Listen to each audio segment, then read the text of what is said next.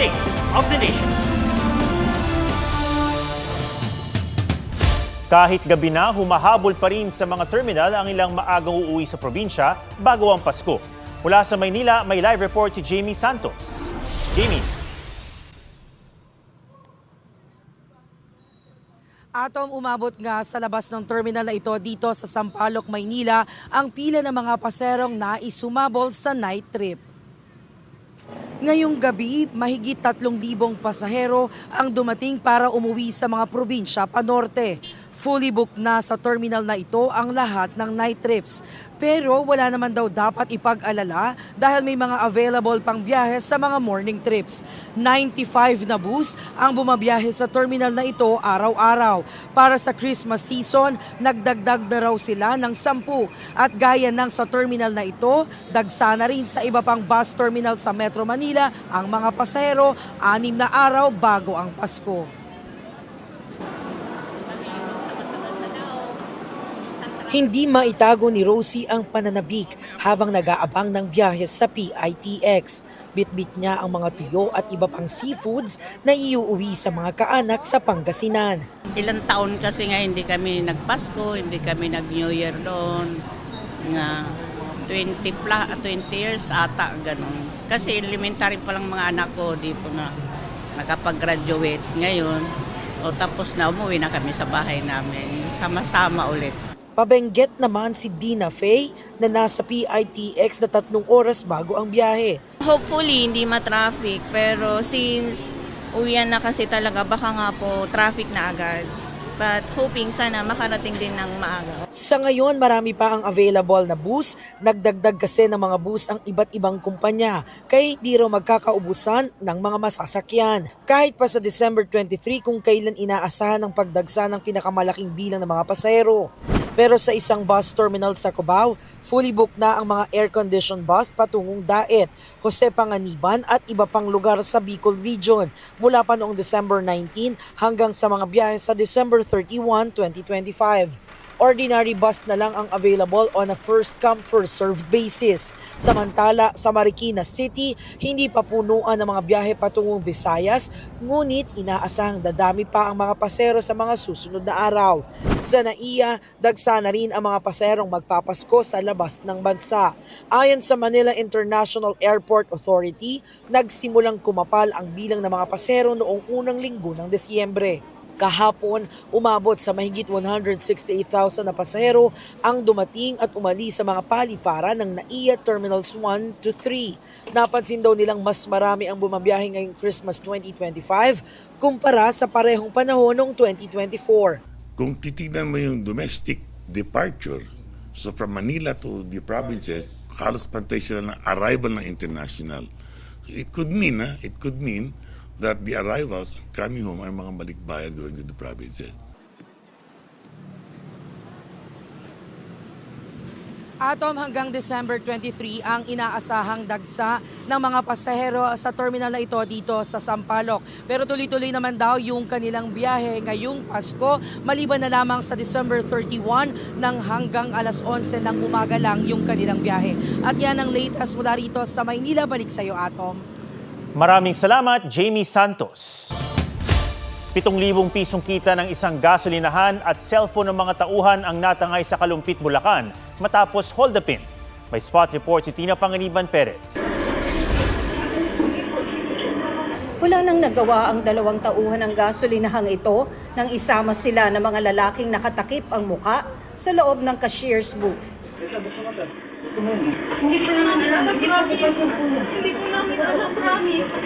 Napaiyak ang babae habang hinahalughog ng mga suspect ang booth. Pinagbantaan pa ang buhay ng isa.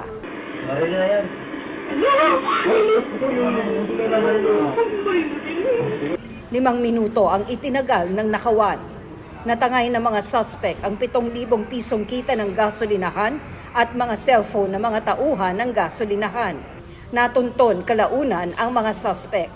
Dahil doon sa cellphone na nakuha at natangay doon sa biktima, tunton po namin kung saan yung exact location, kung anong barangay. Na-recover sa mga suspect ang cash na tinangay sa gas station, mga cellphone, baril at iba pang gamit sa pangho-hold up. Nakuhanan din sila ng mga sachet ng hinihinalang shabu. Palakad-lakad naman ang lalaking ito sa harap ng mga tindahan sa Polomolok, South Cotabato nang bigla nitong batuhin ang CCTV camera ng isa sa mga tindahan. Ilang beses siyang sumubok pero hindi naman nakatama. Patuloy na tinutukoy ang pagkakakilanlan ng lalaki. Nakuhanan naman ng isang motorista ang isang nagliliyab na motorsiklo sa kahabaan ng National Highway sa Coronadal City. Sa investigasyon ng pulisya, sumalpok ang humaharurot na motorsiklo sa isang tricycle. Nasawi ang driver ng tricycle na isang senior citizen. Sugatan naman ang nagmamaneho ng motor. Tina Panganiban Perez, nagbabalita para sa GMA Integrated News. Para malaman kung may foul play, isa sa ilalim sa autopsy ang mga labi ni dating DPWH Undersecretary Catalina Cabral na natagpuan sa tabing ilog sa Benguet. I-DNA test din ito. Ang driver na huling kasama ni Cabral bago nasawi, itinuturing ng person of interest. May report si Bea Pinlac. Walang malay at naka-fetal posisyon ang matagpuan sa tabi ng Bued River sa ibaba ng Cannon Road ang babaeng ito. Balot na ng foil ng maiangat ng mga otoridad ang babae na kinilalang si dating Public Works Undersecretary Catalina Cathy Cabral. Isa sa mga itinuturing na mahalagang personalidad sa investigasyon ng maanumalyang flood control projects. Kinilala siya mismo ng kanyang driver na si Ricardo Hernandez. Kwento ni Hernandez sa pulisya, galing sila ng Maynila at napadaan sa naturang lugar. Sabi daw niya, hinto muna sa gilid, tapos bumaba siya, kausap niya yung driver niya, bumaba siya, tapos akala ng driver nagpapahangin lang, kinicheck daw niya yung paligid. Ay maya, mga 12 o'clock, may dumating na nagpapatrolya na pulis, so sinabihan sila na bawal po dyan, baka mga-aksidente kayo, sabi ng pulis, umalis po kayo dyan. So dahil may pulis na sumito sa kanila, umakyat sila ng Baguio.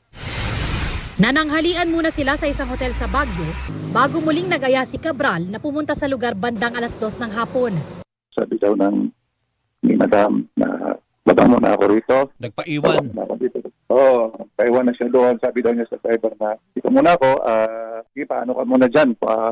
Alis ka muna dito, hanap ka muna ng ano dyan. Opo. Pustuhan mo. Oo. Nang iwanan daw niya noon si Cabral, nagpalipas muna si Hernandez sa malapit na gasolinahan. Sinisilip niya si ma'am. Sinisilip niya kasi sabi niya, nakikita ko naman siya nung una. Sabi niya, sisilip na nandun lang. Nandun lang, nakaupo lang. Siguro, sa gilid ng kalsada. Gilid kasi ng kalsada yun pero mataas, hindi malalim yung bangin. Bandang alas 5 raw nang balikan ni Hernandez si Cabral, pero hindi niya ito makita. Hindi rin umano niya nakita si Cabral sa hotel at Camp 4. Kaya dumulog na siya sa pulisya. Bandang alas 8 ng gabi nakita si Cabral sa ibaba ng bangin, walang malay at may mga sugat sa katawan. Nakita namin sa baba as in fetal position. Tapos yung yung katawan niya, yung mga buto niya sa paa, durog na. Pasado hating gabi nang ideklara siyang patay. Ang labi ni Cabral, positibo na rin kinilala ng kanyang pamilya. Kami na yung anak ko tsaka ako na mismo nagsasabi, asawa ko yan. Nanay nila yan. Ba't ano pa gusto nila i-prove? Maghanap sila ng ibang tao? Tumutol nung una ang pamilya ni Cabral sa gusto ng DOJ na i-autopsy ang kanyang labi. Siguro, karapatan na namin na nagbigay na kami ng waiver. Nagdudusa na kami tapos ito mga ramdaman mo, pahirapan ka pa. Pero pumayag na rin sila kalaunan. I-DNA test din ito. Baka budol play di ba? Baka ibang katawang ginamit, sabi ng pamilya, sila na yon. Pero baka tumakas sa ibang lugar. Di ba? Marami kasi nagde-fake ng death certificate So naninigurado lang kami na siya talaga yan. Pinapasecure ng DILG ang mga gadget at iba pang dokumento ni Cabral kaugnay ng issue sa mga flood control project. Ang Office of the Ombudsman planong mag-apply ng cyber warrant sa Sandigan Bayan. Kailangan po talaga natin makuha agad-agad ang mga gadgets na ito at the risk of them being altered, erased by family members or friends. And we afford all the respect and condolences to the family, the bereaved family, but there is this state interest that has to keep moving, and that is the investigation on the flood control. Let me be clear. Ang pagkamatay ng isang tao ay hindi ibig sabihin titigil ang gulong ng hustisya. Hahabulin namin ang lahat ng nakoyaman, buhay o patay. Sa ngayon, kinukonsidera na ng PNP na person of interest ang driver ni Cabral. Pero suspecha ni Caloocan Representative Egay Erice, merong foul play. Kaya maghahain siya ng resolusyon para mag-imbestiga ang Kongreso. Marami kasing tatamaan kung magsasalita si Yusek Cabral dahil siya'y nakakaalam ng mga insertions kung sino yung mga proponents. Siya nakakaalam. Pinaiimbestigahan din ng Independent Commission for Infrastructure kung meron nga bang foul play. Pero kung ang pamilya ni Cabral ang tatanungin, aksidente ang nangyari. Nagpunta siya dito para mag-unwind. Magkausap pa kami nung before that day eh. Sabi ko pa sa kanya, ba't hindi ka umaten nung ICI meeting? Bea Pinlac, nagbabalita para sa GMA Integrated News. Itinuturing ng Independent Commission for Infrastructure na central figure sa investigasyon ng flood control project si dating DPWH Undersecretary Catalina Cabral. Bago pumanaw, naipunto ng ilang sangkot sa flood control scandal ang kapangyarihan niya sa pagpasok ng pondo sa mga proyekto ng mga mambabatas. May report si Joseph Moro. Isa sa mga nasa sentro ng investigasyon sa kontrobersyal na flood control project, si dating DPWH Undersecretary Catalina Cathy Cabral. Sa privilege speech si Senador Ping Lacson nitong Setyembre, ipinakita niya ang text umano ni Cabral sa staff ni Senate President Tito Soto. Inalok umano ni Cabral si Soto para magpasok ng proyekto sa 2026 National Expenditure Program, bagay na itinanggi ni Cabral. The DPWH Undersecretary that I mentioned to have offered our Senate President through his staff to make insertions in the 2026 National Expenditure Program had vehemently denied it to her new boss, Secretary Vince Dizon. Dapat alam niya na hindi ako basta nagsasalita ng walang katibayan. Humarap sa Senate Blue Ribbon Committee sa Cabral pero wala siyang pinangalanang sangkot sa anomalya. Nag-resign si Cabral sa DPWH noong September 16. Sa paglutang ni dating DPWH Undersecretary Roberto Bernardo, lumabas ang papel ni Cabral sa pagpasok ng mga proyekto na mga mambabata sa DPWH budget bago ito isumite sa Kongreso. Yusek Cabral would tell me that she would communicate and meet legislators to inform them of the amount of their allocations and ask them for titles of projects that they want to include in the DPWH budget. Kapag nirelease na ang budget, makakakuha raw ng komisyon ng isang mambabatas pati na rin ang ilang mga DPWH officials at engineers. Humarap si Cabral sa Independent Commission for Infrastructure pero nang muli siyang ipinatawag nitong Lunes, hindi na siya sumipot. Sa dami ng posibleng alam ni dating DPWH Undersecretary Catalina Cabral, maapektuhan kaya ng kanyang pagkamatay ang mga kaso ng gobyerno laban sa mga nasa likod ng mga maanumalyang flood control projects. Sayang nga, hindi siya nakapunta. We were hoping to talk to her and tell us what she has done or what she knows. Sana, parang confession sana, but hindi siya sumipot sa amin kasi we felt na she can still change. It makes the work a bit more difficult now than it was before kasi you don't have the person who may be a source of information, no, implicating other individuals. So, yun, sa bandang yun. Pero meron pa din namang ibang tinitingnan na anggulo ang ating mga investigador para alamin kung meron pang ibang pagkukunan ng impormasyon na maaaring gamitin at maging kapalit nung salaysay ni Yusek Cabral. Joseph Morong, nagbabalita para sa GMA Integrated News. Nasa Cebu na si Sara Diskaya para harapin ang kanyang kaso kaugnay sa umano'y Ghost Flood Control Project sa Davao Occidental. Doon na rin siya idedetine. May report si Sandra Aguinaldo. Nakatakip ang mukha at bantay sarado ng mga taga-NBI si Sara Diskaya nang dumating sa Mactan, Cebu International Airport pasado alas 6 ngayong gabi. Agad siyang dinala sa Lapu-Lapu City Regional Trial Court, Branch 27. Ang korteng nag-issue ng arrest warrant para sa kanya kaugnay sa umunig Ghost Flood Control Project sa Davao Occidental. Mananatili si Diskaya sa Lapu-Lapu City Jail. Nahaharap si Diskaya sa kasong malversation at paglabag sa Anti-Graft and Corrupt Practices Act. Inaresto siya kagabi. May karapatan po kayong manahimik. The warrant which does not carry any bail is yung kaso po na malversation. Meanwhile, the violation of RA 3019 has a 90,000 peso bail. Sa gitna ng pagkuha ng kanyang fingerprints, humirit si Diskaya sa media. Kinunan siya ng mugshot pero nakablur na ang kopya na ibinahagi ng NBI. Habang ibinabiyahe patungo sa NBI detention facility, eksklusibo siyang nakausap ng GMA Integrated News. Sorry, what's your name again? What's your name again? John Consulta. Okay. Do you want to know what color bra I'm wearing? So you can report it as well. I just want to ask, ma'am, your thoughts about this. What do you think? I would love to hear from you, ma'am. I'm fine. I'm good. Pagdating sa NBI detention facility, muli siyang kinunan ng fingerprints at dinala na sa kanyang kulungan. Kaninang umaga, nakatalukbong, bulletproof vest at nakaposas na dinala sa Department of Justice si Diskaya. Kasunod niyan dumating ang mister na si Curly na mula naman sa Senate Detention Facility. Magkasama silang humarap sa preliminary investigation ng DOJ kaugnay sa reklamong tax evasion na isinampa ng Bureau of Internal Revenue. Aabot sa 7 bilyong piso ang hindi umano na bayarang buwis ng mag-asawa. Ayon sa abogado ng mga Diskaya, nag-file sila ng rejoinder at inaasang for resolution na ang tax complaint. Kinakailangan po na siya ay dumating dito kasi panunumpaan niya po yung kanyang rejoinder do sa tax evasion case before the prosecutor. Now, the case is submitted for resolution. You can expect that by next week, we will have the resolution out already. Natanong naman si Curly tungkol sa pag-aresto sa kanyang misis. Ano po ang mensahe niyo? Ikukulong na po yung asawa niyo, sir. Ano po nararamdaman niyo, sir? Paano po sa yung mga anak ninyo? Kamusta po? Sir. Ang isa pang dawit sa flood control scandal na si dating DPWH Bulacan District Engineer Henry Alcantara, nagsauli naman ng dagdag na 71 million pesos in cash sa Justice Department. Bahagi umano ng hinihingi ng gobyerno para makapasok siya sa Witness Protection Program. Nito lang nakaraang buwan, nagsauli rin si Alcantara ng 110 million pesos. Sandra Aguinaldo nagbabalita para sa GMA Integrated News. 6 na araw na lang, Pasko na, ang tinaguriang Star of the Night tuwing Noche Buena, hindi lang bahagi ng hapagkainan tuwing Pasko.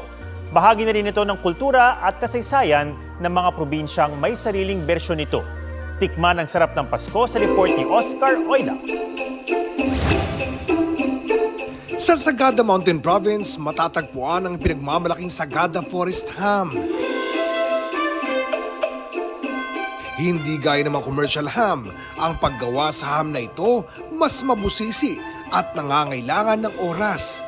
Tinawag po naman siyang Sagada Forest Ham para magkaroon po ng trademark na ham ang Sagada. Pinapausukan ang pork loin o pigi ng baboy. Gamit ang kahoy ng alderwood na nagmumula sa kabubata ng Sagada na siyang nagbibigay ng kakaibang aroma at lasa sa ham. Umaabot ng 8 hanggang 12 oras ang pagpapausok. Ang pagluto nito, pamana kay Ali na hanggang ngayon ay pinayayabong nila. Yung ham po kasi na ito, heirloom recipe na po siya from sa mga in-laws ko. Ang naisip po namin during the pandemic, gawin po namin siyang negosyo since nawala po ang turismo sa Sagada.